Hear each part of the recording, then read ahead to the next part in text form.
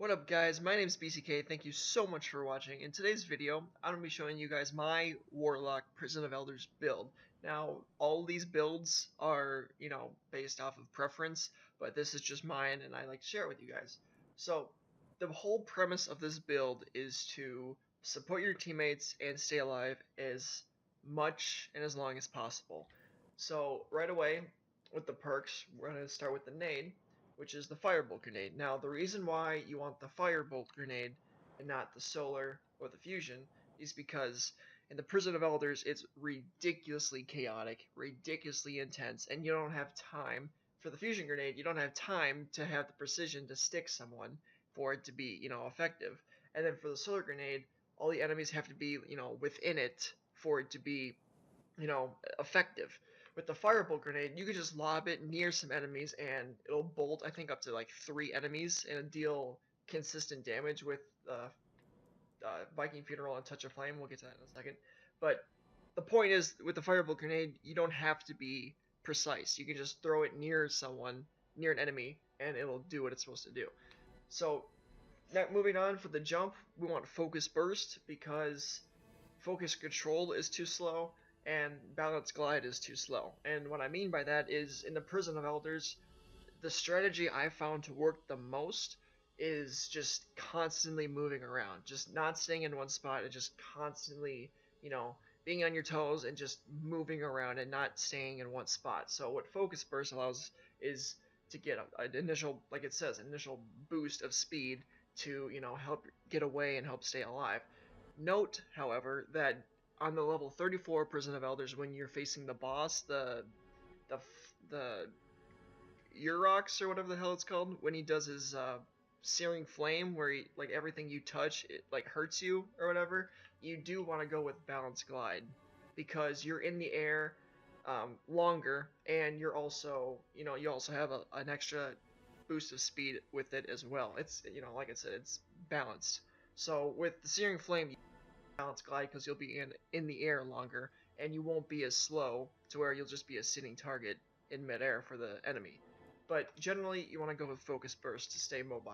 And then obviously, Fireborn for your Radiance is, I don't need to explain that, reviving yourself is always helpful in pretty much any aspect of this game. So you always want to run Fireborn, especially with this class. Melee, same thing, Flame Shield, I mean, Solar Wind and Brimstone, I just don't see them being useful at all, ever.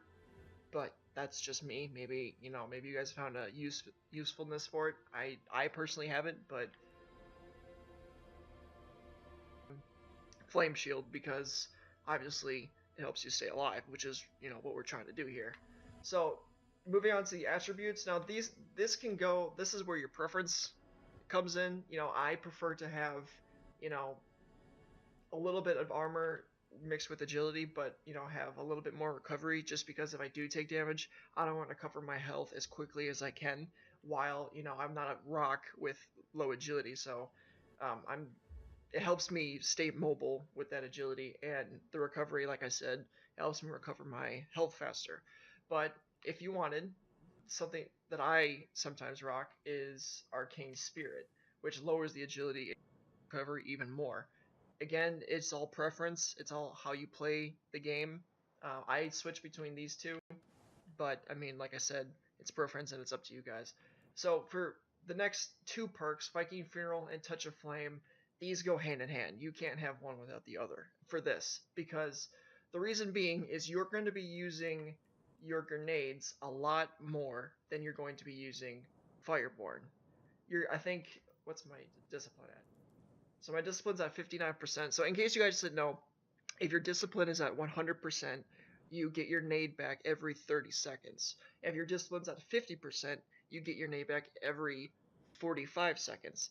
And if your discipline's at 0%, you get your nade back every minute. So my discipline right now it's not too bad. It's 59%, so around, the 45-second area, which for me, that's not bad. That's not bad at all. So my point I'm trying to make is that you're going to be getting your nades and using them a lot more than your super. With that being said, you want to have Viking Funeral and Touch of Flame on so you can deal more damage more frequently. the reason why you don't want Radiant Will is because, like I said, you're only going to be using Radiance when you need to, which could be often. It could be not often at all, you know. But with with an increased Radiance, yeah, you'll be spamming more nades and stuff, but that's only going to work in that period of time.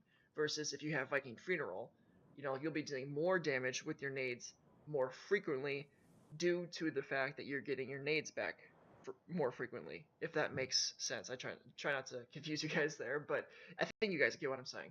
And then for with your attributes, I always run ancestral order, and because like I said, I'm either rocking Arcane Force and or Arcane Spirit with those attributes. That's just my preference. That's how I play. So there's that, and then yeah, Touch of Flame. Without Touch of Flame, Viking Funeral is null and void. You have to have Touch of Flame to deal the extra lingering damage with your grenades.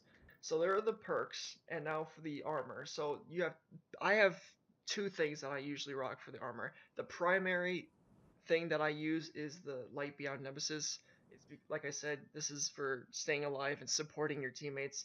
So this does exactly that. You know, you revive your teammates faster, they revive you faster, you spawn more, which gives them their super quicker, which in turn can give you your super quicker if should you need it. And then, you know, replenish health when you pick up an orb. That's always helpful, no matter what, especially with staying alive. Now, the other thing I rock instead of Light Beyond Nemesis is or are the Claws of Ahamkara.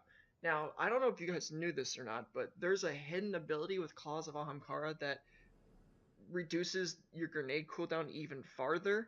I can't, you know, scientifically prove that it does this, but I have noticed that it does reduce the cooldown of your nades. Not significantly, but it does by a noticeably amount. So that's one thing. Second is getting another flame shield whenever you need it is always beneficial to you, and increases your melee attack speed there. So you know that's always a plus for your flame shield. And then reload special weapons. I usually rock a shotgun with low reload, so that helps me. But yeah, either Claws of Ahamkara or Light Beyond Nemesis. Light Beyond Nemesis is probably the way to go for this specific build, but when it comes down to it, all of this is just preference. This is just what I like to use. So that's for my armor. For my weapons, I'm usually rocking the Fatebringer. Gotta love the Fatebringer. And then I'm usually rocking a shotgun because I don't like sniping unless I'm using the Black Hammer on on Urok, the level 34 boss, getting consistent headshots. But primarily, I'm rocking the shoddy with shot package and Army of One.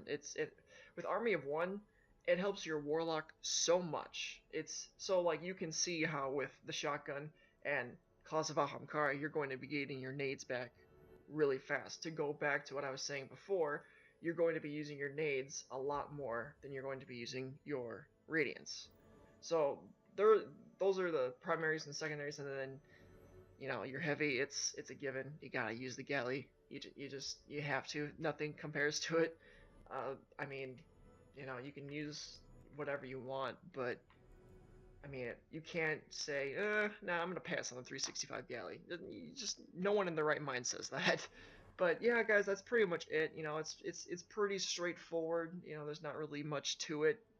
Again, this class is for providing support for your teammates, reviving them faster, them reviving you faster should you need them to, so you can save, your self-res. But, I mean, yeah, I found success with this, and I've used a whole bunch of different perks and stuff, and I found that this is the way to go. So if you guys like this video, guys, drop a like. I'm having another video come out on the Voidwalker. Give you guys a little preview here. This will be the perks for it. You can take a quick glance at that, but I'll have another video about that later this week. But guys, I hope you enjoyed this video. Thank you so much for watching. YouTube, motherfucking